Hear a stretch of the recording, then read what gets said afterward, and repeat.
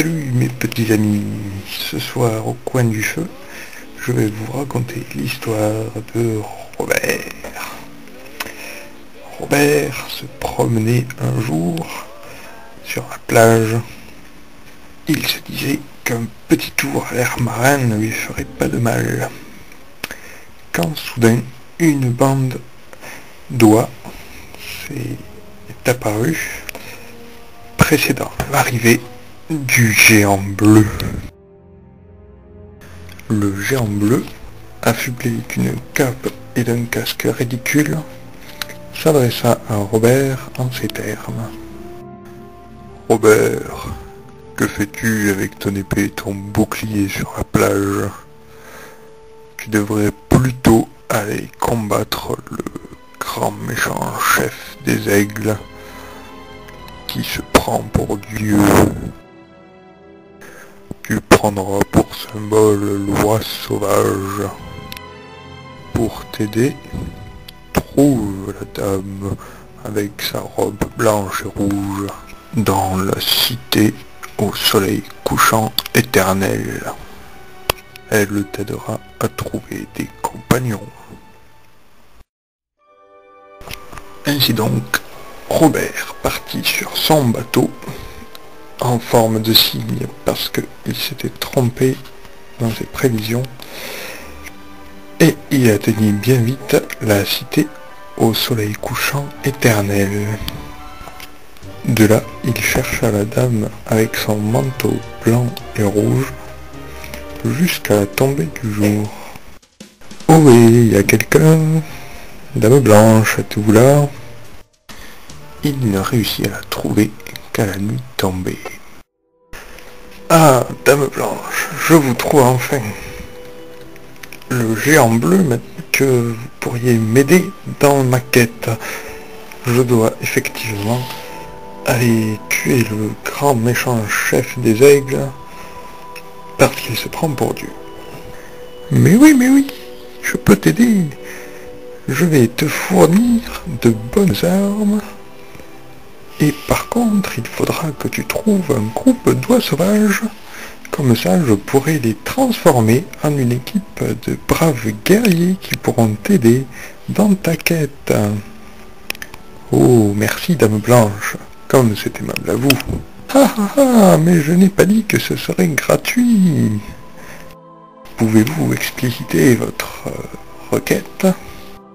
Mais bien sûr, une fois que tu auras terminé ton travail, je te demande de venir te marier avec moi. Eh bien, d'accord, marché conclu. Une fois que j'aurai tué le grand méchant chef des aigles, je viendrai me marier avec vous. Youpi, c'est merveilleux! Le lendemain, voici donc Robert, affublé de tout son équipement donné par la dame blanche, qui a trouvé une équipe d'oies sauvages. Après de nombreuses manipulations magiques, voici Robert, avec sa bande de joyeux compagnons, parti sur la route de l'antre du grand méchant chef des aigles. Sur leur route, ils croisent un petit vieux qui leur indique le chemin d'une montagne, qui est en fait un raccourci pour l'antre du grand méchant chef des aigles. Leur long périple les amène jusqu'à un lac où ils arrivent à la tombée de la nuit et font donc une escale. Le lac était situé à côté d'une caverne qui leur permettait de traverser la montagne, où il faisait donc très sombre car ils n'avaient pas apporté assez de torches, mais ce fut assez vite fait, malgré les crocs en jambes de certains rochers et autres stalactites. Ils furent vite dehors.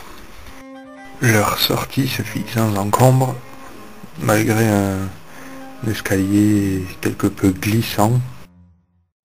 Un certain manque de bol apparut à la tombée du soir, comme toujours, où ils se firent attaquer par une meute de loups sauvages et un de leurs compagnons mourut. Non, c'est terrible, mais que va-t-il nous arriver? Pendant ce temps, loin, très loin de là, le grand chef des aigles est apparu à ses fidèles sous forme d'un nuage orageux. Oh oh oh, je suis le grand chef des aigles.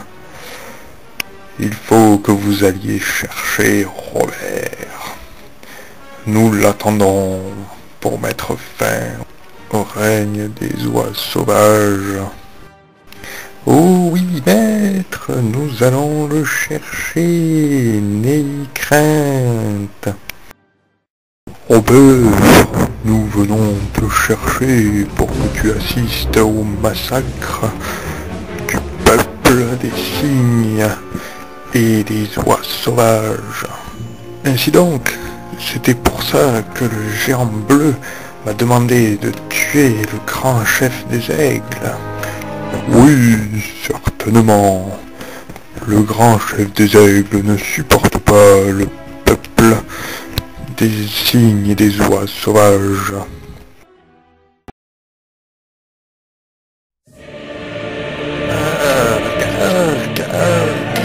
Tuer.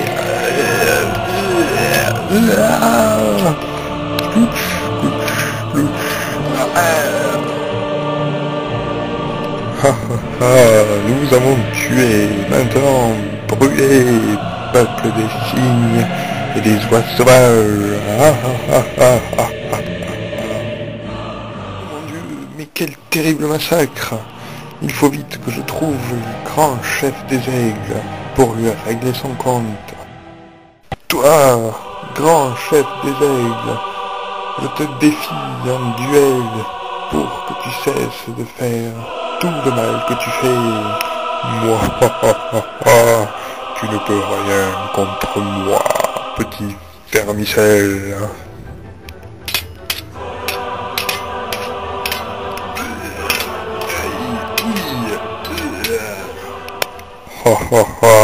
Tu vois bien, maintenant tu as été fait prisonnier. Alors, va me faire le café, ou meurs. Plutôt mourir. Et c'est à partir de ce moment-là que les historiens divergent. Certains disent qu'il s'est lamentablement écrasé dans la cascade. D'autres encore racontent qu'il a sillonné le pays dans l'hiver et le froid, dans la chaleur et l'été, à la recherche de la Dame Blanche. Et certains racontent qu'il finit même par la trouver. Ça y est, je t'ai trouvé. Est-ce que tu veux bien m'épouser après tout ce temps? Oui, je veux bien t'épouser. Écoutez, les gars, elle a dit qu'elle voulait m'épouser. Oui. D'autres encore racontent. Oh non, pitié, non, arrête de nous raconter. Non.